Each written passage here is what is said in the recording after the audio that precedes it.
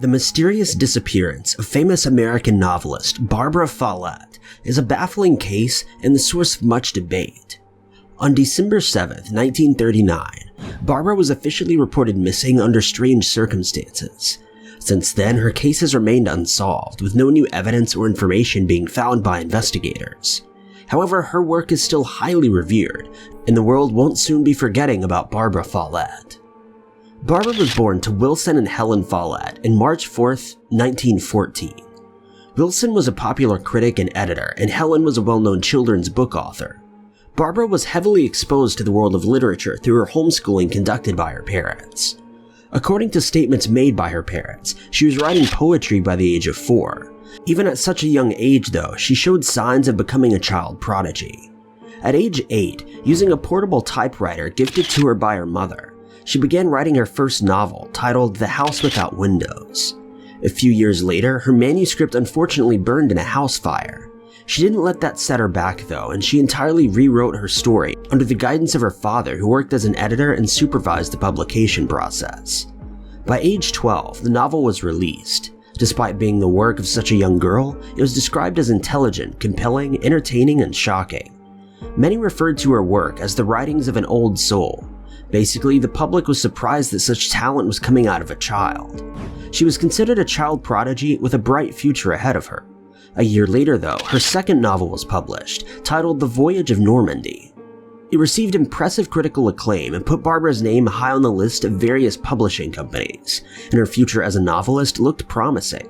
Barbara would go on to write many more popular books in her early adult years before vanishing at the age of 25. At age 14, Barbara's life began to fall apart when her father abandoned her family for another woman. She always considered her relationship with her father as close and full of unconditional love, a concept that proved incorrect when he walked out on the family. The split negatively affected Barbara, and it caused her to develop depression and abandonment issues that would later play a role in ruining her marriage.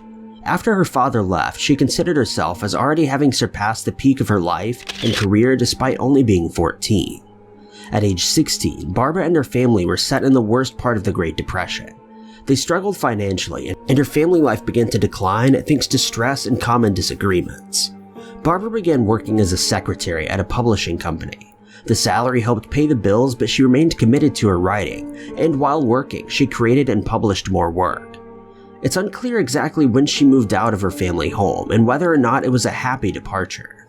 But while continuing to work and write, Barbara met Nickerson Rogers and fell in love. The couple dated for a short period and eventually got married in 1933 when Barbara was 19 years old. The marriage started out as a happy one, as most do, and the couple was more in love than ever, and Barbara found solace from her issues in a healthy home life. Unfortunately, things couldn't stay perfect forever, and the pair hit a few roadblocks in their marriage. A few years after getting married, Barbara began to suspect Nickerson was cheating on her. Although there is apparently no evidence to support this idea, Barbara was negatively affected by the distrust. These problems brought up her abandonment issues and caused the marriage to decline. All the while, Barbara was suffering from depression that got in the way of her happiness and of her work life. Sadly, the mental health care system was severely broken in the 30s, and she was unable to seek proper care. Instead, she was forced to live with these issues while trying to keep up with her personal life and passion for writing, as well as the pressure from publishers encouraging her to pump out work faster than ever. The couple traveled the world before this downfall, after they finally settled in Brookline, Massachusetts.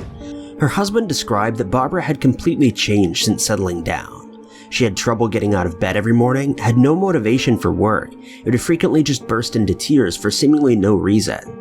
Still, her husband thought this bump would eventually pass and that they would be fine, but unfortunately that was proven untrue when the couple got into a small argument on December 7, 1939. After the pair exchanged hurtful and regrettable words, Barbara left the house. She left behind most of her personal belongings, but did take $30. $30 in 1939 was the equivalent of over $500 these days, meaning that she took a significant amount of money with her, and upon leaving the house, she was never seen again. Barbara went missing for 2 weeks before her husband Nickerson reported her missing to local law enforcement. When asked why he took so long, he claimed that he was waiting for her to return under the assumption that she'd be back. When she didn't show up or contact anyone, he finally broke down and filed the report. 4 months after making the report, Nickerson requested that police issue a public missing persons bulletin. The post was filed under Barbara's married name, Rogers, instead of her maiden name, which her fame was connected to per Nickerson's request. 13 years after her disappearance, Barbara's mother made various requests to Brookline police. In 1952, Helen Follett contacted local authorities to share her suspicions of her son-in-law, Nickerson. Helen stated that Nickerson's lack of effort and minimal concern over finding his wife set up a red flag in her opinion. In a letter written to Nickerson, she said, "All of this silence on your part looks as though you had something to do with it. You cannot believe that I'll sit here idly during my last few years and not make whatever effort I can to find out whether Barr is still alive or dead." Officers followed the lead but were unable to find any evidence that would suggest foul play. Nickerson was not apprehended or charged, though many still consider him a suspect. Helen also pointed out on a public platform later that Nickerson purposefully requested the missing persons bulletin be listed under the last name Rogers, possibly to delay the involvement of the media. In fact, the media didn't become aware of Barbara's disappearance until 1966, when it was finally revealed that the woman missing for 27 years was a famous novelist. The information concerning Barbara's case was finally covered across America in news broadcasts and newspapers. This is a positive sign that could have led to witnesses reporting having spotted Barbara, her car, or her remains, but that wasn't the case though, and no new tips or new evidence were uncovered. Barbara was never found, and in the years following the coverage of the case, many began to theorize what happened to the young writer. Nickerson was of course a person of interest because he waited so long to report his wife missing. But many suspect that this was the signs of a failing marriage, and Nickerson acted out violently against his wife, and then tried to cover his tracks by claiming she left of her own free will. There were also whispers that Nickerson harmed his wife in an attempt to collect the benefits of a life insurance policy, considering Barbara had built herself a stable income in future. However, a body was never found, so Barbara was never declared deceased, meaning the insurance couldn't be collected, something that Nickerson would have known before committing this apparent crime. It's important to note that Nickerson was never charged and therefore is considered innocent until proven guilty, but he's still not trusted by those involved in the case. Another theory suggests that Barbara's depression and former abandonment issues played a role in her disappearance. And similarly, it's possible that Barbara vanished on purpose as a way to escape her failing marriage and the stress of her career. In fact, Barbara specifically wrote scenarios in many of her novels that involved women escaping the hardships of their life and going to live in the wilderness and start over in a new city. And considering that her well-known identity wasn't shared by the media for 27 years, it's possible that citizens weren't even on the lookout for this woman or her vehicle, making her transition much easier. As for not informing her mother of her plans, the public and even investigators could never truly know what kind of relationship Barbara had with her family. So in theory, Barbara could have been avoiding contact with her mother just as much as her husband.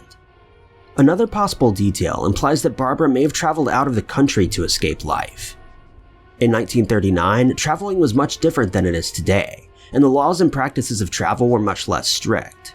In some cases, it would have been fairly simple for Barbara to have just escaped the country and no one would have even recognized her.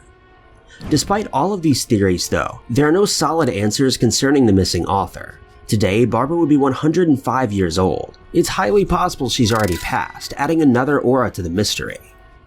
Considering her death was never reported or at the least wasn't connected to her true identity, fans that have deeply researched Barbara's case and devoted time to reading her many novels like to assume that Barbara happily escaped her complicated situation to build a new, easier life somewhere else. Her case was popped back up over the years by devoted fans and amateur detectives, and the story of Barbara's disappearance is a source of great debate and many possibilities. She was not the only female author to have gone missing, with at least 2 others vanishing in a similar manner. It's difficult to confirm, but perhaps these women took note of Barbara's actions to escape their own lives. Her case is also used to open a dialogue concerning the stress of writings and the consequences of untreated depression. In the world of literature, Barbara remains a well-known and highly respected professional. Her works are often used as educational material, and some content inspired new authors to create their own impressive works. It's safe to say that although Barbara's case will never be closed, she'll certainly never be forgotten. Thank you guys so much for watching. If you liked this video, be sure to click that like button. Also, don't forget to subscribe and click that notification bell to keep updated with our videos. And if you enjoyed this narration, maybe consider checking out my personal channel at youtube.com/ty_knots.